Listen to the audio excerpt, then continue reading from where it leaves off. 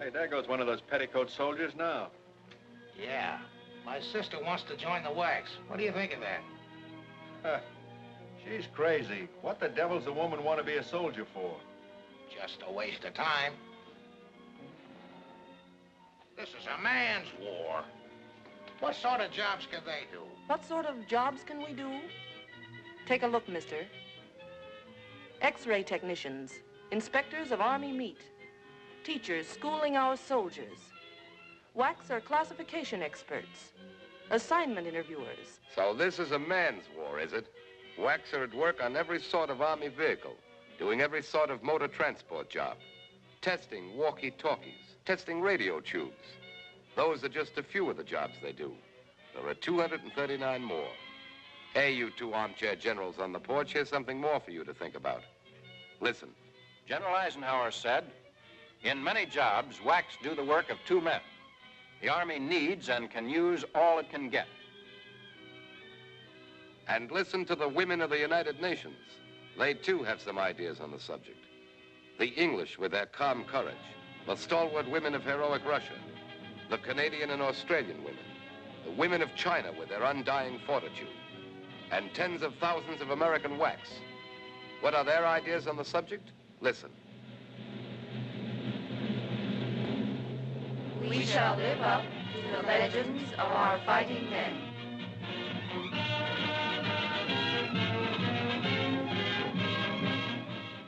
Where did these thousands come from?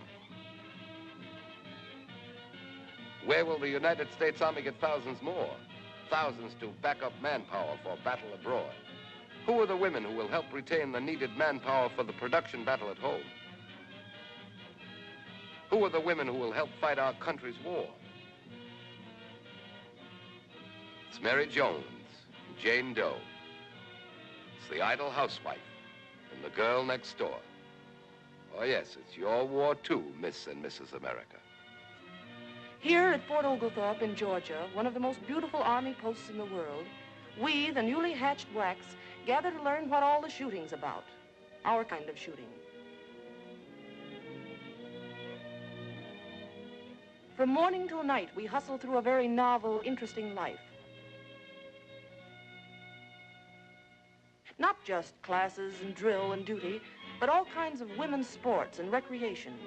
We work hard and play hard.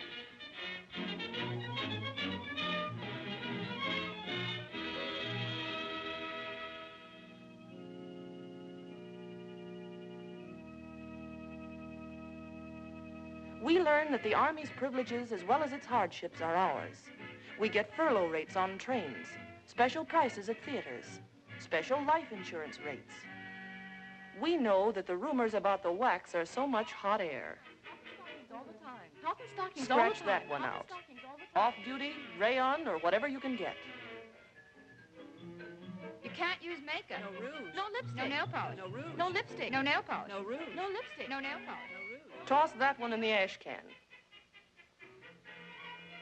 Everybody's hair is alike. The same old hairdo, the same old hairdo, the same Nonsense. Our hairdress is up to us as long as it's neat, smart, and off the collar.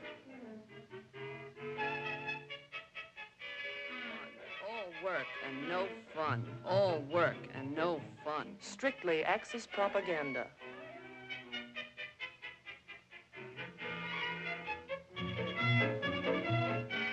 From WAC training centers at Fort Oglethorpe and at Des Moines, WACs go forth to Army posts, camps, specialist schools, air bases, to every part of the United States. Savannah, St. Louis, Newport, Baton Rouge, Seattle, Santa Barbara. To Washington, our nation's capital, come hundreds of WACs, many to be stationed in the famous Pentagon building and attached to the combined chiefs of staff. WACs are entrusted with tasks involving the utmost secrecy. Here, the important work of decoding messages whose information must be carefully guarded and transcribed with perfect accuracy. At Aberdeen Proving Grounds, valuable men have been released for combat duty by WACs, inspecting mammoth tanks, computing ordnance firing tables for the light, accurate American carbines, the carbines that have canceled the effectiveness of many a Nazi and many a Jap. Here, they also check the efficiency of remote control units and make secret ballistic measurements. These are just a few of the important and interesting jobs done by WACS. At air bases here and overseas, women soldiers perform over 25 technical jobs. War jobs now, but civilian careers later on.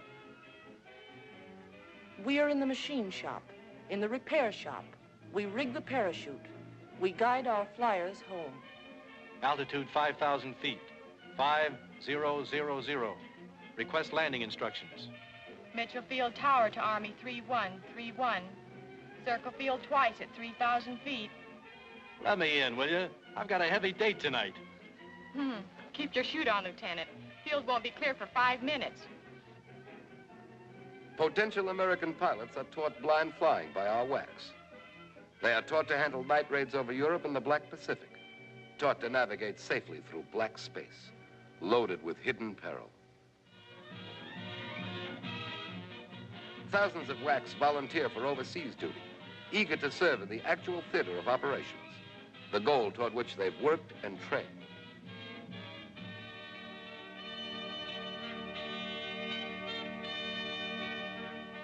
Wherever the American armies will go, WACS may follow.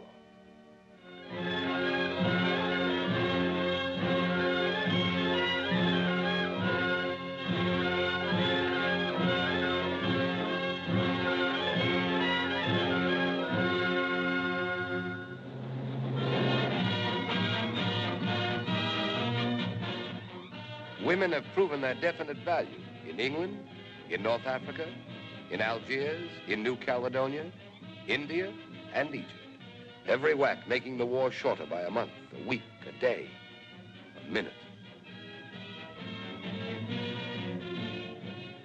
Yes, wherever the American armies will go, WACs may follow. To Berlin and Tokyo, too.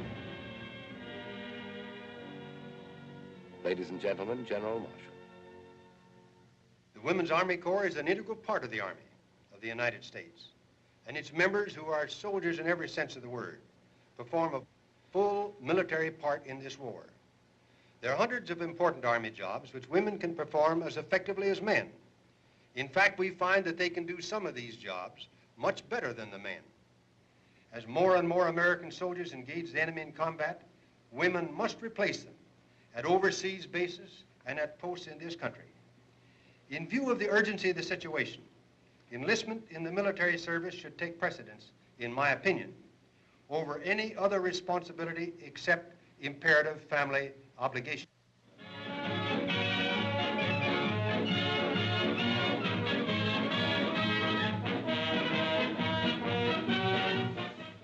In 1918, we were on the sidelines.